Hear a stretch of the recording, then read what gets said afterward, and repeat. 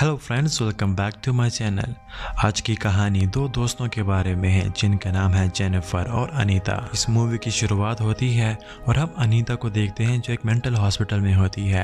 तब एक नर्स उससे बात करने आती है, लेकिन अनीता उसे एक जोरदार लात मार देती है, जिसके बाद अनीता को एक जेल के अंदर बंद कर दिया जाता है। इसके बाद कहानी फ्लैशबैक में जाती है और हम एक टाउन देखते हैं जिसका नाम है डेविल्स कैटल, जहाँ पर अनीता अपनी बेस्ट फ्रेंड जेनिफर के साथ उस टाउन में रहा करती है। जेनिफर अपने स्कूल की बहुत पॉपुलर लड़की होती है और वो वहाँ की हर एक्टिविटी में भी पार्टिसिपेट करती है, लेकिन अनीता जेनिफर से बहुत मुख्तलिफ होती है और वो बहुत शाय होती है। लेकिन इसके बावजूद भी अनीता की बेस्ट फ्रेंड जेनिफर होती है और वो अपने बॉयफ्रेंड से ज्यादा जेनिफर से प्यार करती है। इसी वजह से रात को जब एक पार्टी होती है तो अनीता अपने बॉयफ्रेंड को छोड़कर जेनिफर के साथ एक सिंगिंग कॉन्सर्ट में चली जाती है, जहाँ पर एक बैंड परफॉर्म कर रहा होता है।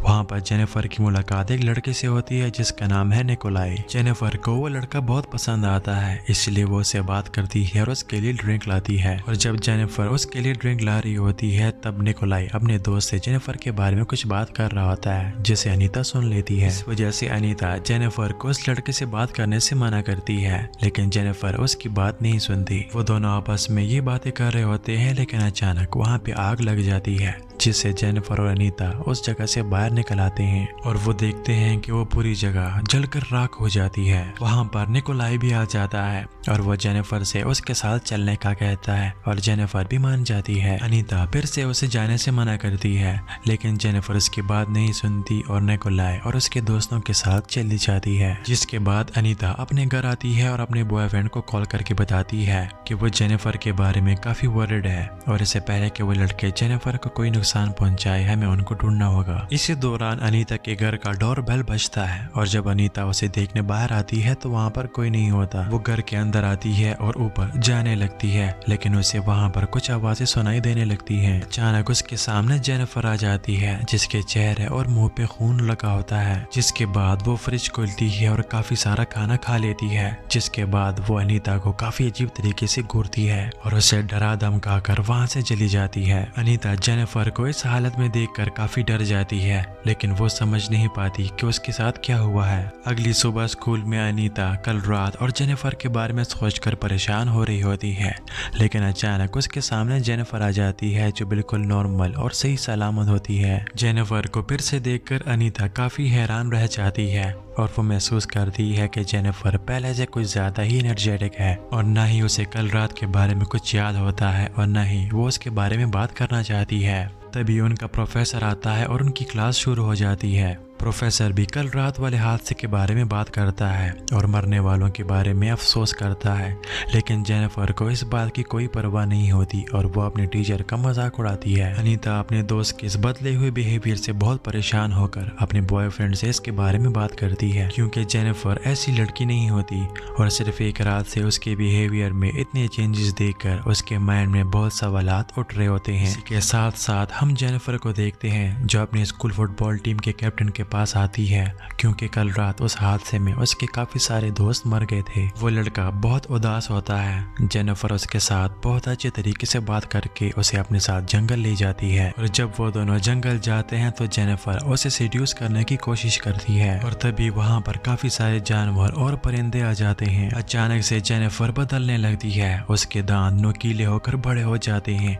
वो कैप्टन पर हमला करती है और उसे उधर ही मार डालती है। उस लड़के की चीखने की आवाज उनका एक टीचर सुनकर उस जंगल की तरफ आने लगता है, जहां पर वो उस लड़की की बॉडी देखता है और उसे देखकर वो काफी डर जाता है। के बाद काफी समय गुजर जाता है और हम जेनिफर को देखते हैं जो पहले जैसे एनर्जेटिक नहीं रहती और वो काफी लेजी हो जाती है। तभी जेनिफर के पास एक लड़का आता है और वो उसे अपने साथ मूवी देखने के लिए ले जाना चाहता है, लेकिन जेनिफर उसे एक सुनसान बिल्डिंग में मिलने के लिए बुलाती है और शाम को वो दोनों वहाँ पर पहुँच जाते हैं। जेनिफर उसे देख रही होती है और तभी अचानक उसकी आंखों का रंग बदल जाता है, जिसके बाद जेनिफर उस लड़के को भी मार देती है। वही हम जेनिफर की दोस्त अनीता को देखते हैं जो अचानक अचानक जेनिफर के लिए काफी परेशान हो जाती है, इसीलिए वो उसको देखने उसके घर जाती है। उसे लग रहा होता है कि जेनिफर को मदद की जरूरत है, इसीलिए वो सब कुछ छोड़ छाड़ कर उसकी तरफ जाने लगती है। और तभी रास्ते में उसे जेनिफर रोड के किनारे नजर आती है, जिसके मुंह पे खून लगा होता है, जो अचानक से अनीता की गाड़ी के ऊपर जंप करती है। लेकिन अनीता किसी न किसी तरीके से भागकर अपने घर वापस पहुंच जाती है। और जब वो अपने बेड पे लेटती है तब वहाँ पर जेनिफर पहले से ही मौजूद होती है, जो इस बार बिल्कुल नॉर्मल दिखाई देती है। जेनिफर को इस हालत में देखकर अनीता बिल्कुल घबरा जाती है और न ही उसे कुछ समझ लगता है कि जेनिफर के साथ ये सब कुछ क्या हो रहा है। फिर जेनिफर अनीता को बताती है कि तुम मेरी सबसे अच्छी दोस्त हो, इसलिए मैं तुम्हें बताना चाहती हूँ कि उस रात जब बार में आग लगी थी तब मैं निकोलाई और उसके दोस्तों के साथ कहाँ गई थी। वो बताती है कि निकोलाई और उसके दोस्त शैतान के पुजारी है, यानी कि वो शैतान को मानने वाले हैं और वो ये सब कुछ इसी वजह से करते हैं ताकि उनका म्यूजिकल कैरियर में उनको कामयाबी मिल सके। इसलिए वो जादू करके मुझे मार देते हैं और पानी में फेंक देते हैं, लेकिन बाद में मुझे होश आ जाता है और जब मैं होश में आती हूँ तो मुझे काफी भूख लग रही होती है, इसलिए मैं तुम्हारे घर चली आई थी क्योंकि तुम मेरी सबसे अच्छी दोस्त हो। इसी वजह से मैं तुम्हें कभी भी नुकसान नहीं पहुंचाऊंगी। इसके बाद जेनिफर अपने हाथ को काट देती है और हम देखते हैं कि उसका हाथ फौरन ही ठीक हो जाता है। अनीता को जेनिफर और उसकी तमाम बातें बहुत अजीब लगने लगती हैं, इसी वजह से वो उसे जाने का कहती है। इसके बाद अनीता एक किताब पढ़ने लगती है जिस पर पैरानॉर्मल एक्टिविटीज के बारे में लिखा होता है, क्योंकि वो जेनिफर और उस पर किए गए जादू के बारे में जानना चाहती थी। और उसे पता चलता है कि जादू करते वक्त निकोलाई और उसके दोस्तों ने गलती कर दी थी, जिसके बाद वो कामयाब तो हो गए थे, लेकिन अब जेनिफर की बॉडी के ऊपर शैतान का कब्जा है। साथ साथ इस किताब में ये भी लिखा होता है कि अगर किसी इंसान को शैतान से आजाद करवाना है तो उस इंसान के दिल पर छुरी मारनी होगी। इसके बाद अनीता अपने बॉयफ्रेंड से मिलने जाती है और उसे वो तमाम बातें बताती है, लेकिन अनीता का बॉयफ्रेंड इन तमाम बातों पर यकीन नहीं करता। वो उसे कहता है कि तुम्हें साइकियाट्रिस्ट के पास जाना चाहिए, लेकिन अनीता कहती है कि नहीं, ऐसा नहीं है, और अपने बॉयफ्रेंड को यकीन दिलाती है कि वो जो कह रही है वो सच कह रही है। इसके बाद वो अपने बॉयफ्रेंड को बताती है कि कुछ दिन बाद हमारे स्कूल की पार्टी होने जा रही है और उसे लगता है कि शायद जेनिफर उस पार्टी में किसी को मारने वाली है। इस वजह से वो अपने बॉयफ्रेंड को अपना ध्यान रखने का कहती है। अगले दिन हम देखते हैं कि उस पार्टी में सभी लोग आए होते हैं, लेकिन वहाँ पर ना जेनिफर और ना अनीता का बॉयफ्रेंड होता है, जिसे देखने के बाद अनीता को लगने लगता है कि शायद जेनिफर उसके बॉयफ्रेंड को मारने वाली है। इसीलिए वो फंक्शन छोड़कर अपने बॉयफ्रेंड के घर उसे देखने आती है, जहाँ पर उसकी मुलाकात उसकी मामा से होती है और वो अनीता को बताती है कि वो लड़का कुछ देर पहले ही पार्टी के लिए पैदल रवाना हो गया है और वहाँ ही उसके बॉयफ्रेंड को दिखाते हैं, जिसके सामने जेनिफर आ जाती है। जेनिफर उससे बात करने लगती है और उसे बताती है कि अनीता का किसी और के साथ भी अफेयर है और वो झूठ मूठ कर उसे बहलाने की कोशिश करती है और अपने बातों में बहला फुसला कर उसे एक अजीब घर के अंदर ले चलती है।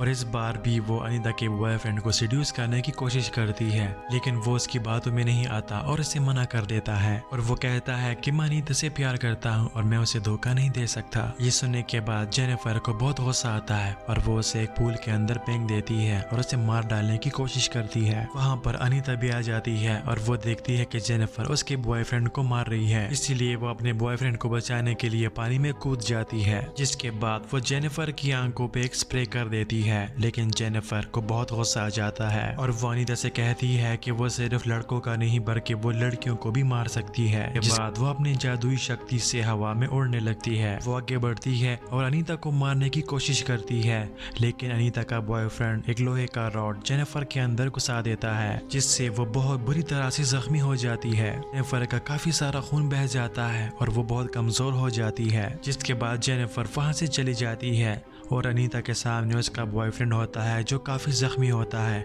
और वो उसके सामने ही मर जाता है। जिसके बाद अनीता अपने बॉयफ्रेंड के मरने का बदला जेनिफर से लेने का सोचती है। इसी वजह से वो जेनिफर के घर जाती है और वहाँ पर उन दोनों की लड़ाई शुरू हो जाती है। इस लड़ाई के दौरान अनीता को मौका मिल जाता है और वो जेनिफर के दिल के अंदर छुरी घोंप देती है। अनीता बिल्कुल वैसा ही करती है जिस तरह उसने उस किताब में पढ़ा होता है। जेनिफर का बहुत सारा खून बहता है, लेकिन उससे जेनिफर जेनिफर और शैतान दोनों ही मर जाते हैं। लेकिन उसी समय जेनिफर की मॉम वहां पर आ जाती है और वो देखती है कि अनीता ने जेनिफर को मार डाला है। जिसके बाद कहानी दोबारा प्रेजेंट में आती है, जहां पर अनीता अब एक पागल खाने में होती है और इसकी वजह यही होती है कि उसने अपने दोस्त को मारा होता है। लेकिन अब वो अनीता पहले जैसे अनीता नहीं रही, वो काफी अग्रेसिव हो चुकी है जो लोगों पर हमला करती है और हम उसे यहाँ पर हवा में उड़ता हुए भी देखते हैं, जिसका मतलब ये है कि वो शैतानी ताकतें अब उसके अंदर आ चुकी हैं, क्योंकि जेनिफर ने मरने से पहले उसे काटा होता है। इसीलिए जेनिफर के अंदर जितनी भी शैतानी शक्तियाँ होती हैं वो सारी की सारी अनीता में आ जाती है और इसीलिए ही वो खिड़की तोड़कर उस पागल खाने से भाग जाती है और वो उस जगह पहुंचती है जहाँ पर उन लड़कों ने जेनिफर के साथ जादू करके उसे मारने की कोशिश की थी। वहाँ उसे एक चाकू भी मिलता है, ये वही चाकू होता है जिस चाकू से निकोलाई ने जेनिफर को मारने की कोशिश की थी। दूसरी तरफ हम निकोलाई और उसके साथियों को देखते हैं जिनका बैंड अब काफी मशहूर हो चुका है। वो सब के सब अपने रूम में होते हैं जहाँ पे वो सारे मस्ती कर रहे होते हैं और अगले पल हम देखते हैं कि इन सबको किसी ने मार दिया होता है और सीसीटीवी कैमरे में दिखाया जाता है कि अनीता इनके कमरे से बाहर जा रही होती है, जिसका मतलब होता है कि अनीता ने ही इन सबको मारा होता है, क्योंकि इनकी वजह से अनीता के दोनों दोस्त अब इस दुनिया में नहीं रहते। इसी वजह से अनीता आखिरकार उनसे अपना बदला ले लेती है और इसी के साथ ये कहानी यहाँ पर खत्म हो जाती है।